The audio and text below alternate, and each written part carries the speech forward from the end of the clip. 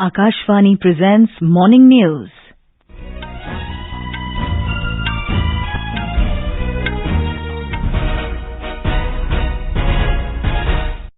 Good morning, I am Sarabjit Kaur. The headlines. Vice President Jagdeep Dhankhar says disruption and disturbance in Parliament cannot be weaponized as a political strategy. Archaeological Survey of India to conduct survey of Gyanvapi mosque in Varanasi today. Third and final meeting of G20 Disaster Risk Reduction Working Group to begin today in Chennai. IMD warns of heavy rain in Gujarat, Maharashtra, Goa and Coastal Karnataka today. And in cricket, India declared second innings at 181 for 2, gave West Indies target of 365 to win second test in Port of Spain. And now the news in detail. Vice President Jagdeep Dhankhar has said that disruption and disturbance in Parliament cannot be weaponized as a political strategy. Addressing the centenary year convocation of Jamia Millia Islamia at Vigyan Bhavan in New Delhi yesterday, the Vice President said, democracy is about dialogue, discussion, deliberation and debate to secure the public good. Democracy can't be disturbance, it can't be disruption. Disruption and disturbance are antithetical to a sense of democratic values.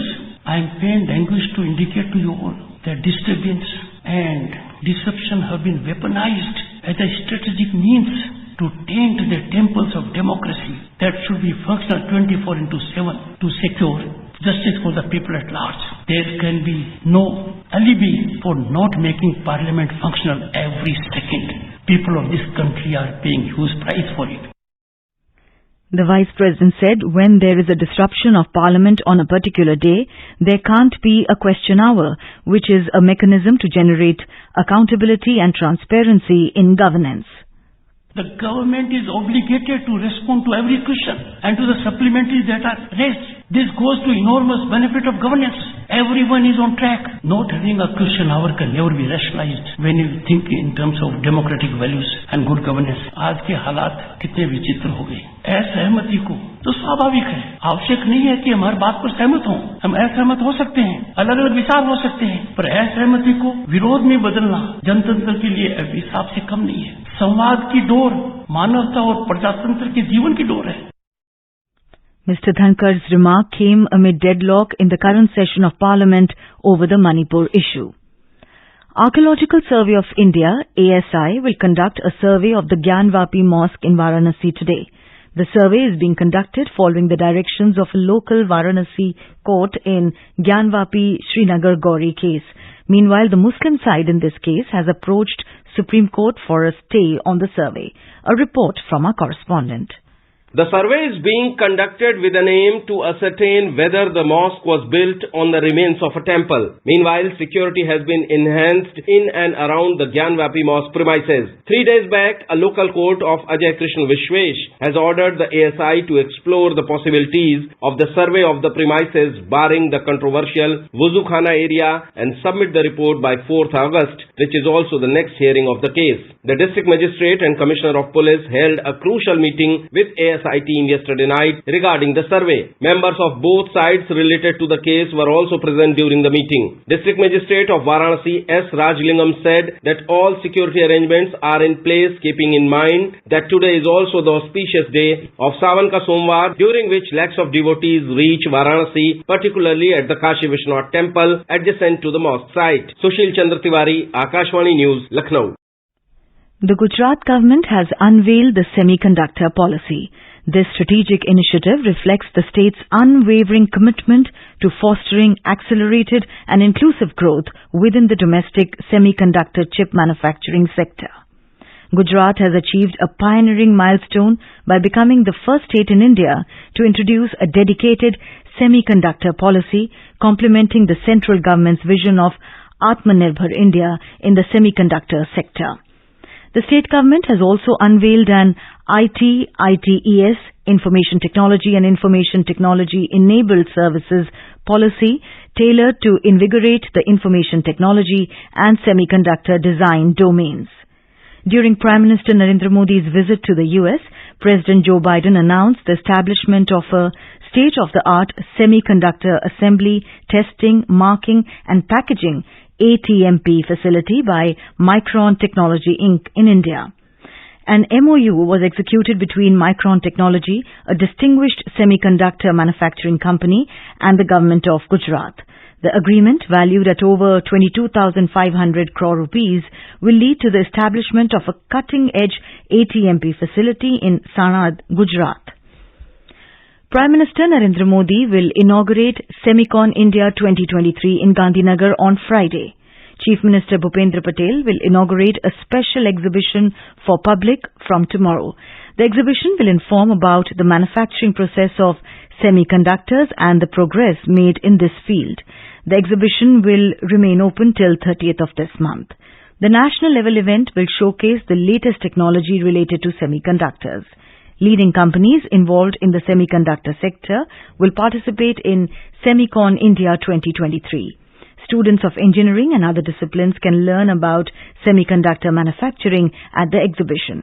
They will get a great opportunity to get specialized knowledge useful for career in this field. The third and final meeting of G20 Disaster Risk Reduction Working Group will begin today in Chennai. The meeting will bring together G20 countries and their leadership, international organizations and knowledge partners to engage in drafting the communiqué encapsulating shared commitments and key recommendations regarding the working group's priority areas. These areas include the global coverage of early warning systems, disaster and climate resilient infrastructure, financing framework for disaster risk reduction, disaster response system, and the ecosystem-based approach to DRR. Member Secretary of National Disaster Management Authority, NDMA, Kamal Kishore said that it is for the first time that a dedicated working group on disaster risk reduction has been constituted, signifying India's commitment to addressing global challenges posed by disasters and climate emergencies. This is Akashvani giving you the news. For quick news updates round the clock, follow us on our Twitter handle at AIR News Alerts. Welcome back to the news. India Meteorological India, IMD, has warned of heavy rain in Gujarat, Maharashtra, Goa and Coastal Karnataka today. We spoke to senior scientist at IMD, Archaeological about the forecast for today. Isolated heavy to very heavy rainfall observed over Konkan, Goa, and then Madhya Maharashtra, Karnataka, Gujarat, and Uttarakhand. And orange color warning we have issued for all these regions today. And then there is a likelihood of low pressure formation over Bay of Bengal of Odisha coast during next 24 hours, and hence rainfall likely to increase over Odisha, Chhattisgarh, and Andhra Pradesh. IMD has issued an orange alert for heavy to very heavy rainfall in isolated areas in Palghar, Pune, Sindhudurg, Kolhapur, Ratnagiri, Satara, Raigad districts of Maharashtra. More details from our correspondent. Mumbai and its adjoining areas have been receiving heavy intermittent rain since Thursday. Some parts of the city have been waterlogged due to continuous rainfall. Road traffic was not affected much as it was Sunday yesterday. Trains on all three lines were running normally. As a result of continuous downpour, Mumbai's water situation has improved and the collective water stock in 7 reservoirs has touched around 50%. The Tamsa Dam in the Thane district is on brink of overflowing and a warning has been issued to people residing in nearby areas. Prarthana, Akashvani News, Mumbai. In Kerala, many districts in the north and central parts of the state received heavy rain since yesterday. Heavy rain alert has been issued for 9 districts in the state today. In Kozhikode, 2 children, brothers, died when they fell into a water-filled pit at Thamarasari district. As water level in Iruvijupuja and Punur rivers are rising, people living along the banks have been advised to remain vigilant. Widespread damage to crops was reported in Kannur district following heavy rain and strong winds. All shutters of the Pajasi Dam has been raised to allow the release of more water from the reservoir. Meanwhile, the district authorities in Kannur, Kozhikode and Wayanad have declared holiday for all educational institutions today. However, examinations will be held as per schedule. In Manipur, a cargo train carrying rice and other essential items is expected to arrive at Khongsang railway station located in Tamenglong district today. During his visit to Manipur, Union Home Minister Amit Shah had announced that essential items will be provided to the violence-affected state through railways. He instructed the concerned authority to construct the required facilities at Khongsang railway station. The 12-bogies train left New Guwahati NF railway station of Assam yesterday. It is carrying rice, onions, potatoes and other items. The train will arrive at Jiribam railway station and proceed further for Khongsang railway station. Manipur Chief Minister N. Biren Singh is expected to visit Khongsang railway station to witness the arrival of the cargo train. Extended their buying streak in Indian equities, foreign investors pumped in nearly 44,000 crore rupees into the Indian equities markets so far in July. As per the depository's data, the foreign portfolio investors or FPIs invested a net sum of 43,804 crore rupees in the Indian equities from July 3rd and 17th. They also invested 2,623 crore rupees in the debt market during the same period, taking the total investment in the Indian capital markets to 46,427 crore rupees. With this, inflow in the equity market reached 1.2 lakh crore rupees so far this year. This also marks the third straight month when the net flows have surpassed 40,000 crore rupees mark. It was 47,148 crore rupees in June, the highest level since August 2022, and 43,838 crore rupees in May. Before that, FPIs invested 11,631 crore rupees in April and 7,936 crore rupees in March. In cricket, Rohit Sharma and Ishan Kishan scored half-centuries as India declared 181 for 2 in their second innings versus West Indies on day 4 of the ongoing second test in Port of Spain last night. While Rohit Sharma scored 57 off 44 deliveries, Kishan remained unbeaten with a knock of 52 runs off 34 balls.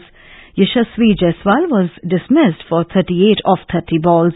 While India has set a victory target of 365 runs for the West Indies, the Caribbeans were 76 for 2 at the stumps at the end of the fourth day's play. Chanderpaul with 24 runs and Blackwood with 20 runs were at the crease. Earlier, a 5-wicket haul by Mohammad Siraj helped India restrict West Indies to 255 in their first innings. In our bilingual live phone-in program, Public Speak at 9:30 tonight, we will bring an insightful discussion on the topic of consumer awareness, rights and responsibilities with Pushpa Girimaji, expert on consumer rights and safety issues. During the program, listeners will have the opportunity to pose questions to our experts.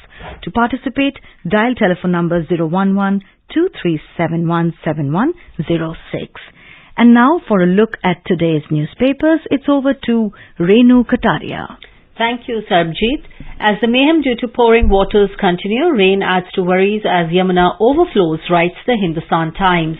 The Times of India notes that flood threat looms again as Yamuna flows more than 1 meter above danger mark. A front page headline in the Hindu reads, over 13,000 detained in Manipur, more suspects identified in May 4 case. The Indian Express writes, Parliament logjam persists, opposition insists on PM statement, government doesn't relent. The Pioneer informs PM to launch Sankey Convention Centre for G20, bigger than Sydney Opera House, IECC at revamped Pragati Maidan, will rival world's best venues. With the term of the current National Assembly ending next month, Pak Phim Min tipped as caretaker PM from mid-August till elections, writes the Asian Age. And finally, with the valley's cold gushing streams ideal for the fish, a different kettle of fish, Kashmir wants Europe to taste its trout. This is an interesting story in the Hindu. And with that, it's back to you, Sarabjeet. Thank you, Renu. And now, before we end the bulletin, the headlines once again. Vice President Jagdeep Dhankhar says disruption and disturbance in Parliament cannot be weaponized as a political strategy. Archaeological Survey of India to conduct survey of Gyanvapi mosque in Varanasi today. third and final meeting of G20 Disaster Risk Reduction Working Group to begin today in Chennai.